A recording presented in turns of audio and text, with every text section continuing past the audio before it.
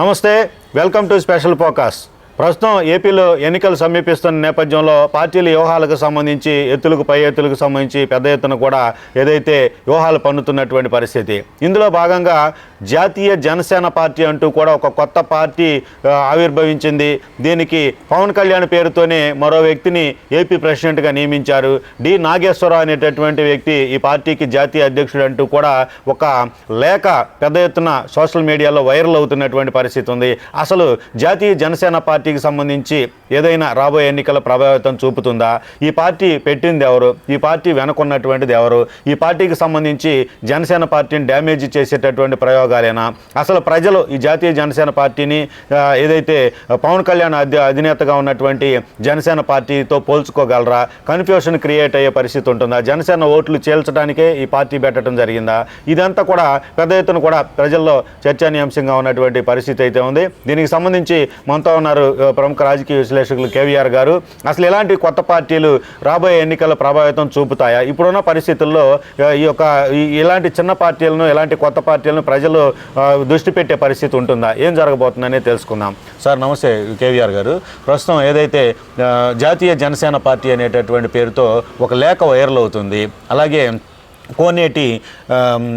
కోనింటి పవన్ కళ్యాణ్ పేరుతో ఏపీ అధ్యక్షుడు అంటూ కూడా ఈ పార్టీకి సంబంధించి వైరల్ చేస్తున్నటువంటి పరిస్థితి ఉంది. అసలు ఈ పార్టీకి సంబంధించి బ్యాక్గ్రౌండ్ ఎవరుండే పరిస్థితి ఉంది? దీనివల్ల ఎవరికి నష్టం, ఎవరికి లాభం? 175 నియోజకవర్గాల్లోనూ 25 ఎంపీ సీట్లలోనూ పోటీ చేస్తామంటూ కూడా లేఖ వైరల్ చేస్తున్నటువంటి పరిస్థితి ఉంది. దీని గురించి ఏం చెప్పుకోవచ్చు సార్? ప్రధానంగా ఆంధ్రప్రదేశ్ ఎన్నికలు జరగబోతూ ఉన్నాయి. ఈ ఎన్నికల్లో తెలుగుదేశం, పవన్ కళ్యాణ్ ఆధ్వర్యంలో జనసేన పొత్తుతో వైకాపా వ్యతిరేక ఓట్లు చీలకుండా ఎన్నికల్లోకి వెళ్ళబోతూ ఉన్నారు. ఈ దశలో కొంతమంది, అంటే ప్రధానంగా వైకాపా నేతలే దీని వెనక ఉన్నట్టుగా అర్థమవుతుంది. వాళ్ళు ఒక ఎన్నికల కమిషన్ దగ్గర ఒక ప్రాంతీయ పార్టీని రిజిస్ట్రేషన్ చేశారు.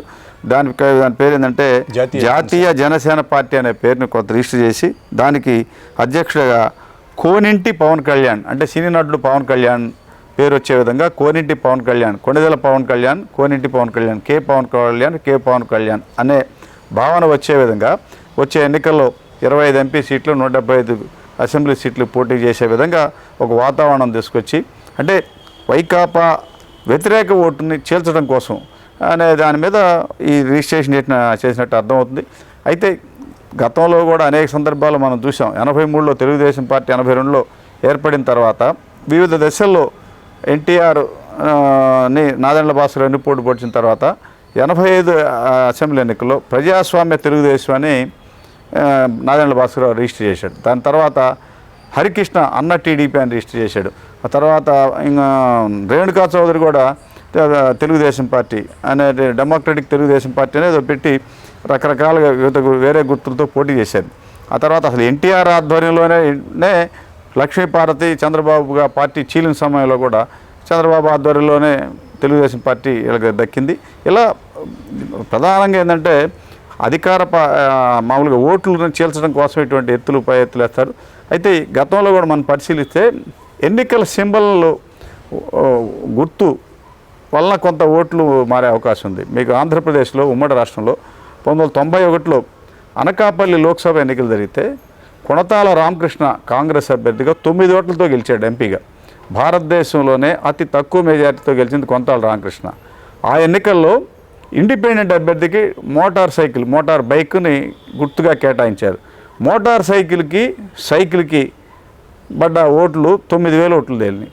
సుమారు 9 నుంచి 11,000. అంటే ఇవన్నీ తెలుగుదేశం ఓట్లే. వాళ్ళు సైకిల్కి అయిపోయి మోటార్ సైకిల్కి వేసి తర్వాత చూసి మళ్ళీ సైకిల్కి వేసారని తేలి తెలుగుదేశం పార్టీ వాళ్ళు నేషనల్ ఎన్నికల కమిషన్కి ఫిర్యాదు చేశారు. ఏమని? ఆంధ్రప్రదేశ్లో ఇండిపెండెంట్లకి మోటార్ సైకిల్ సింబల్ మీరు కేటాయించవద్దు, పలానా ఇట్లా మాకు సైకిల్ ఉండటం వల్ల మోటార్ సైకిల్ అని ఇట్లా నష్టపోయామని చెప్పని ఫిర్యాదు చేయడం తర్వాత ఆ ఎన్నికలప్పటి నుంచి, అంటే 91 నుంచి జరిగిన ఎన్నికల్లో చట్టసభలు అటు అసెంబ్లీ కానీ లోక్సభ కానీ తర్వాత పార్టీ సింబల్తో జరిగే ఎన్నికలు ఏమైనా కానీ ఎంపీటీసీ కానీ జెడ్పీటీసీ కానీ మున్సిపాలిటీ కానీ కార్పొరేటర్ల ఎన్నికల్లో ఇండిపెండెంట్లకి మోటార్ సైకిల్ గుర్తు ఇవ్వకుండా ఇవ్వటం లేదు.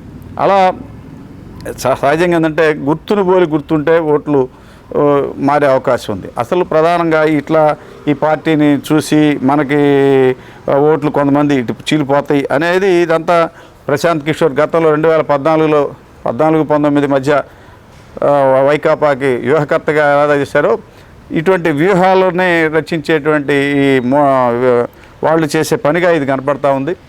మీకు గతంలో అంటే సుమారుగా 1965, 72, 75 మధ్యలో ప్రకాశం జిల్లా చీరాల అంటే ఇప్పుడు బాపట్ల జిల్లాలో ఉంది చీరాల్లో కాంగ్రెస్ టికెట్ కోసం ఇద్దరు ట్రై చేశారు. ప్రగడ కోటయ్య బాగా ముమ్మరంగా ట్రై చేశారు.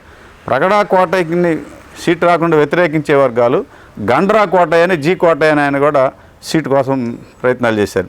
ఏఐసిసిలో లాబీ చేశారు. కోటయ్యకి సీట్ ఇచ్చామని చెప్పని వాళ్ళు అన్నారు. తీరా బీఫారం వచ్చేసరికి ఆ కోటయ్య బదులు జీ కోటయ్య అని వచ్చింది. అదేంటంటే వాళ్ళు మీ కోటయ్యకి ఇచ్చాము సీట్ అన్నారు. అంటే జీ కోటయ్య ప్రగడ కోటయ్య తర్వాత ఓడిపోయారు. తర్వాత ఆయన మళ్ళీ గెలిచి ఎప్పుడయ్యారు. అలా ఒక్కోసారి ఏంటంటే ఇవన్నీ రకరకాల. అదే 94లో చీరాల్లోనే పాలేటి రామారావు సీటు ట్రై చేశాడు దగ్గుబాటి వెంకటేశ్వరరావు ద్వారా. అక్కడే జి రామారావు చేనేత వర్గాలు చేసినటువంటి గుద్దంటి రామారావు అనే అతను కూడా సీటు ట్రై చేశారు. రామారావు సీటు ఇచ్చామని చెప్పి అని అన్నారు తెలుగుదేశం. వీళ్ళు సీట్లు పంచుకున్నారు, వాళ్ళు సీట్లు పంచుకున్నారు. ఏదో రామారావు సీట్ వచ్చిందని తీస్తే పాలేటి రామారావు సీట్ వచ్చింది. మరి జి రామారావు గారు అంటే మీరు రామారావుకి ఇమ్మన్నారు కదా, మేము పాలేటి రామారావు కానీ బీఫారం ఇచ్చామని చెప్పి అన్నారు. ఇట్లా ఇవన్నీ ఎన్నికలు ట్రిక్స్, రకరకాల ఎత్తులు పై ఎత్తులు. అంటే అది ఒక దశలో పనిచేస్తుంది కానీ అన్ని వేళలో అది పనిచేయదు.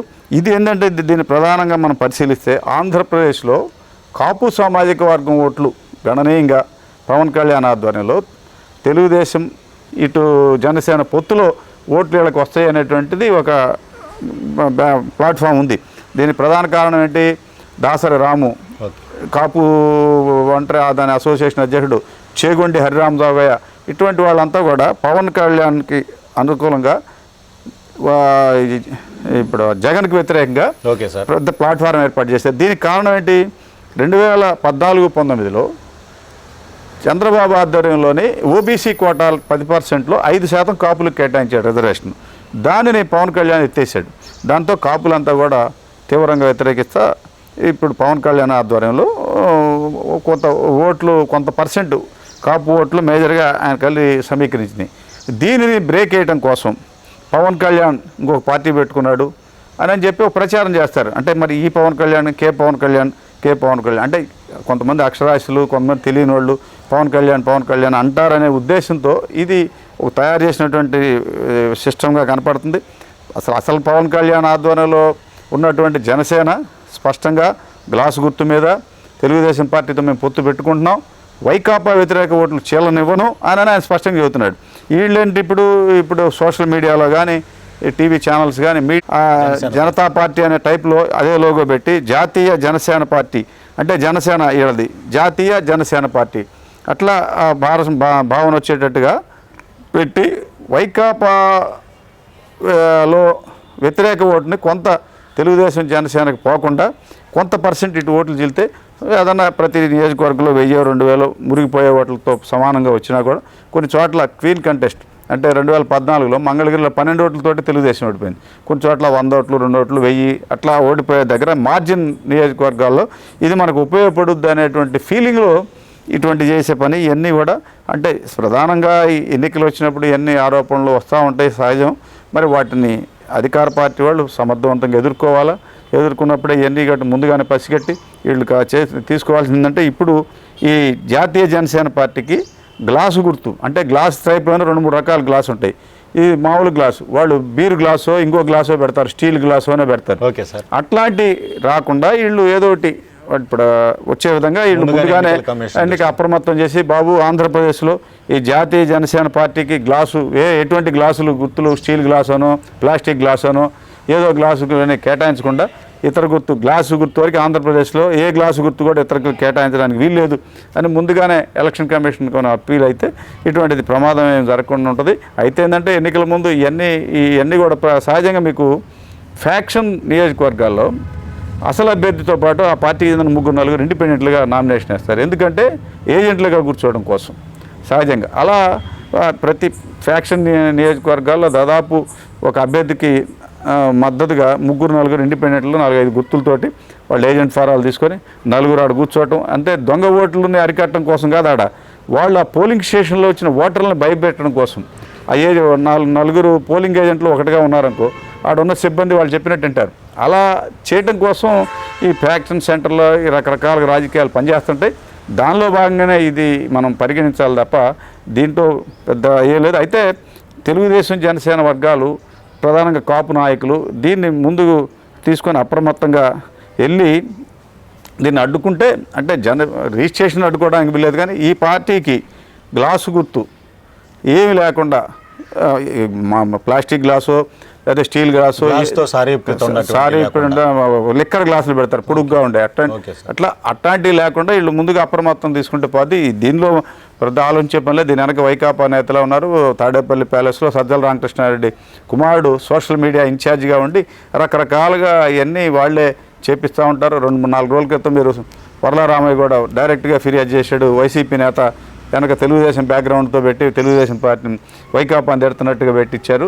అదంతా తప్పుడు సమాచారం, ఇది అంతా ఫేక్ అని చెప్పాను. ఇట్లా ఎన్నికలు వచ్చినప్పుడు ఆరోపణలు, ప్రత్యారోపణలు, ఎత్తులు, పై ఎత్తులు, శత్రువుని దెబ్బతీయడం కోసం రకరకాల ఛానల్స్ ఉంటాయి. అలా దాంట్లో భాగమే ఇది. అయితే ఏంటంటే వైకాపాకు చేసేటువంటి ఎత్తుల్ని వీళ్ళు సమర్థంగా ఎదుర్కోవాలి. ప్రధానంగా మీకు ప్రభుత్వ వ్యతిరేకతని క్యాష్ చేసుకోవడం అంటే పోలింగ్లో కూడా చాలా కీలక బాధ్యత వహించాలి. ఓటర్ని తీసుకెళ్ళి పోలింగ్ స్టేషన్లో పోలింగ్ చేసేటట్టు ఉండాలి. కొంతమంది పోలింగ్ టైంలో గొడవలు సృష్టిస్తారు. ఎందుకంటే అడిగిపోయి పోలింగ్ స్టేషన్ కాడ బాంబులు వేసుకుంటున్నారు, పోలీసులు కొడుతున్నారు అంటే ఓటేయడానికి ఎవరు బారు. అట్లా కాకుండా పోలింగ్ పర్సంటేజ్ పెంచుకొని పోలింగ్ని ప్రశాంతంగా జరపడం కూడా ఒక స్ట్రాటజీ. దానిలో భాగంగానే ఇవన్నీ కూడా ఇటువంటివి వస్తూ ఉంటాయి. వీటిని మనం అంటే ప్రధానంగా వైకాపా వ్యతిరేకంగా ఉన్నటువంటి జనసేన, తెలుగుదేశం వాళ్ళు సమర్థంగా ఎదుర్కోవాలి. దాన్ని వాళ్ళు ముందుగానే ఎన్నికల కమిషన్కి ఫిర్యాదు చేసి ఇక్కడ ఈ ప్రాంతంలో ఈ గుర్తుని వీళ్ళకి కేటాయించవద్దు అని ముందుగానే అప్పీల్ అయితే వాళ్ళకి గ్లాస్ గుర్తు కేటాయించకుండా ఇంకొకటి ఇండిపెండెంట్ గుర్తు కేటాయిస్తారు. ఆ గుర్తు ఉండటం వల్ల వీళ్ళు ఏం చేసినా కూడా ఏమి పెద్ద ప్రభావితం చేసే పరిస్థితులు ఉండదు. దానికి ఇవన్నీ కూడా ఎన్నికల్లో పార్ట్ అండ్ పార్ట్గా మనం భావించాలి. దాన్ని వీళ్ళు సమర్థంగా ఎదుర్కోవాల్సిన అవసరం ఉంది. ఇది దీనికి సంబంధించిన అంశం. థ్యాంక్ యూ సార్ కేవీఆర్ గారు. ఇది ఏదైతే కలకలం రేపుతున్నటువంటి ఏదైతే లేఖ జాతీయ జనసేన పార్టీ పేరుతో డి నాగేశ్వరరావు పార్టీ జాతీయ అధ్యక్షుడిగాను, అలాగే ఏపీ జాతీయ జనసేన పార్టీ అధ్యక్షుడిగా కోనింటి పవన్ కళ్యాణ్ అనేటటువంటి పేరుతో కూడా పెద్ద ఎత్తున కూడా ఇది వైరల్ అవుతున్న పరిస్థితి అయితే ఉంది. ఈ పార్టీ పేరుతో రానున్నటువంటి ఎన్నికల్లో 175 అసెంబ్లీ, 25 పార్లమెంటు స్థానాల్లో అభ్యర్థులు పోటీకి సిద్ధమవుతున్నారనేటటువంటి ఒక ప్రచారం జరుగుతున్న పరిస్థితి. అయితే ఇలాంటి లేఖలు అనేటటువంటివి ఏదైతే పొలిటికల్గా అధికార పార్టీలు చేసేటటువంటిది ప్రతిపక్షాలకు ఈసారి అధికారంలోకి రానివ్వకుండా ఉండేందుకు చేసేటటువంటి ప్రయోగాలే అనేటటువంటి ఒక అభిప్రాయం అయితే కేవీఆర్ గారి విశ్లేషణలో తెలుస్తున్నటువంటిది. గతంలో కూడా ఏదైతే ఎన్టీఆర్ టైంలో కావచ్చు, 65-75 టైంలో కావచ్చు, అభ్యర్థులను అదే పేరు కలిగినటువంటి అభ్యర్థులను ఎన్నికల్లో రంగంలోకి దింపేటటువంటి ప్రయోగాలు, అలాగే మోటార్ సైకిల్ గుర్తుకు సంబంధించి సారూప్యంగా ఉండేటటువంటి ఒక గుర్తును కూడా కొంత కన్ఫ్యూషన్ క్రియేట్ చేసేటటువంటి విధంగా ఏదైతే ఓటర్లు కన్ఫ్యూషన్కి గురై ఓట్లు చీలే విధంగా కూడా కొన్ని ప్రయోగాలు జరిగేటటువంటి పరిస్థితులు ఇవి సర్వసాధారణమైనటువంటి ఒక అభిప్రాయం కూడా తెలియజేస్తున్నటువంటి పరిస్థితి అయితే ఉంది. అయితే మొత్తం మీద చూసుకుంటే గుర్తు అనేటటువంటిది ఎన్నికల్లో కీలకంగా ఉన్నటువంటి నేపథ్యంలో అటు ఈ లేఖ అనేది ప్రభావితం చూపలేకపోయినా, ఈ పార్టీ ప్రజల్లో ఏదైతే ప్రభావితం చూపలేకపోయినప్పటికీ కూడా ఒక బాధ్యతాయుతమైనటువంటి నేపథ్యంలో ఇటు ప్రతిపక్షాలుగా ఉన్నటువంటి ఎవరైతే టీడీపీ కావచ్చు, జనసేన కావచ్చు, ఈ యొక్క జాతీయ జనసేన పార్టీకి సంబంధించి గ్లాసు గుర్తును పోలినటువంటి గుర్తులు రాకుండా ఎన్నికల కమిషన్ ముందుగానే అప్రమత్తం చేయాల్సినటువంటి అవసరం ఉంది.